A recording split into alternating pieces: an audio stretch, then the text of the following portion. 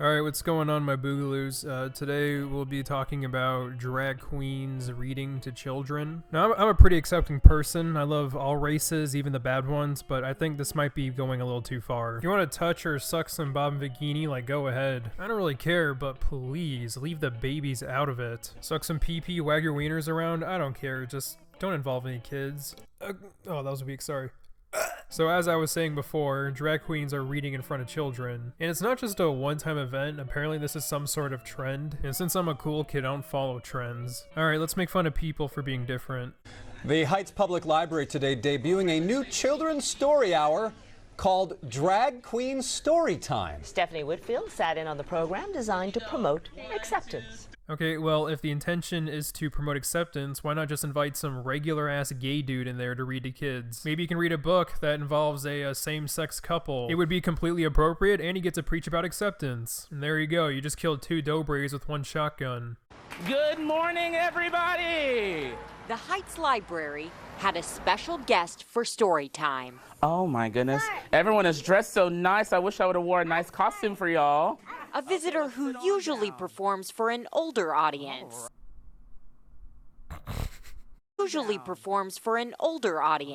Yeah, and that's the only audience he should be performing in front of. Not children. It's like a stripper, you know? I don't mind that strippers exist. I don't care how they make their money, but I don't want them near my children. My name is Blackberry. I'm a bearded drag queen. That means I'm a lady with lots of facial hair. Do you want to touch my hair?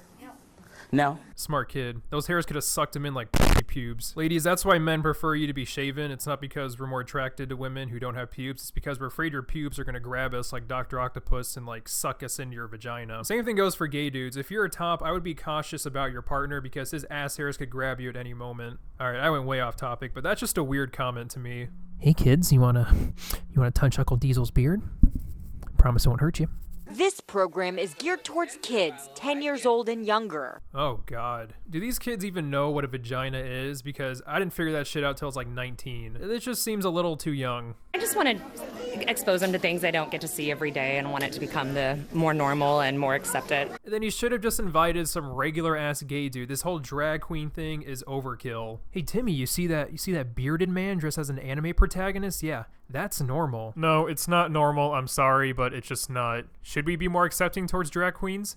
Yes. Should we be exposing them to children under the age of 10? No. You can be open-minded while at the same time having standards. They've never seen a drag queen before, so I thought it was a good chance to see one. You're telling me that you've never exposed your child to that episode of SpongeBob where Patrick dresses as a woman? Alright, bigot, might as well just hand your kid over to CPS because you clearly failed as a parent. But let's turn around and shake your butt. Shake 'em, shake 'em, shake 'em, shake 'em, shake 'em. But let's turn around and shake your butt, shake 'em, shake 'em, shake 'em, shake 'em, shake 'em.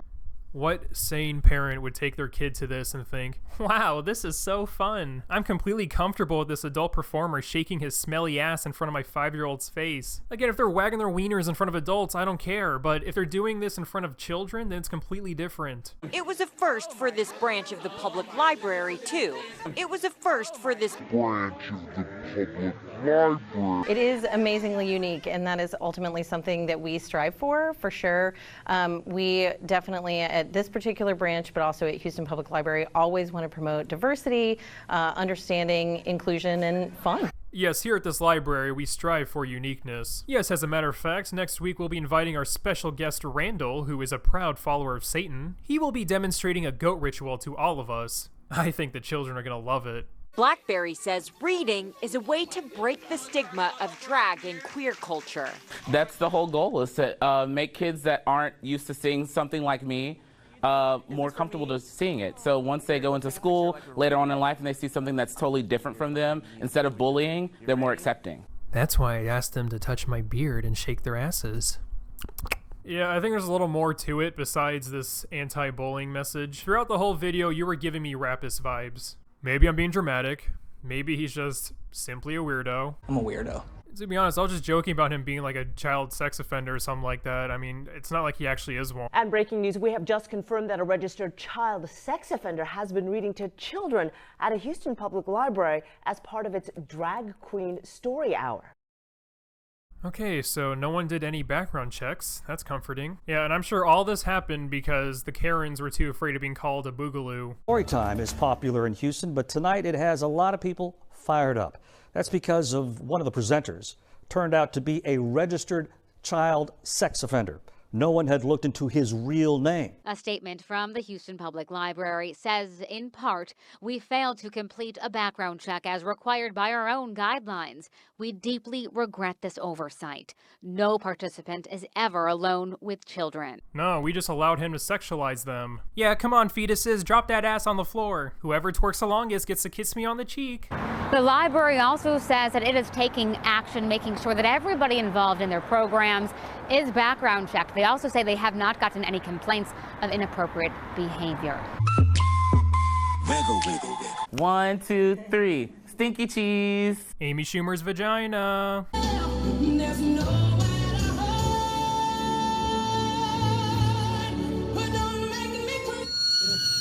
I have no words. I don't even know what this even is anymore. Is this family-friendly fun? Some demon from the 7th level of hell reeing in the faces of children?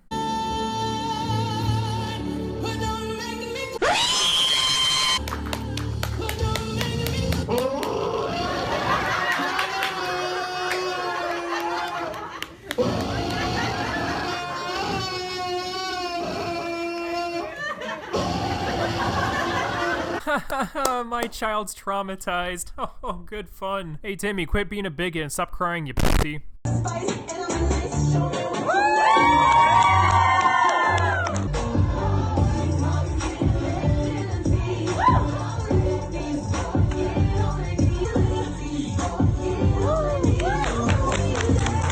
When my kids grow up and they want to watch this type of stuff, I don't care. That's their choice. That's what they like. They should be able to do it. But if they're fucking 5 years old and they're watching this, then I have a problem with it. For goodness sakes, we live in a society where we have this anything goes type of mindset, and honestly, it's pretty toxic. A lot of people deserve to be judged and called out. It's pretty sad that we've gotten to the point of being so scared of being called a bigot that we're letting fucking Touchy over here be near kids.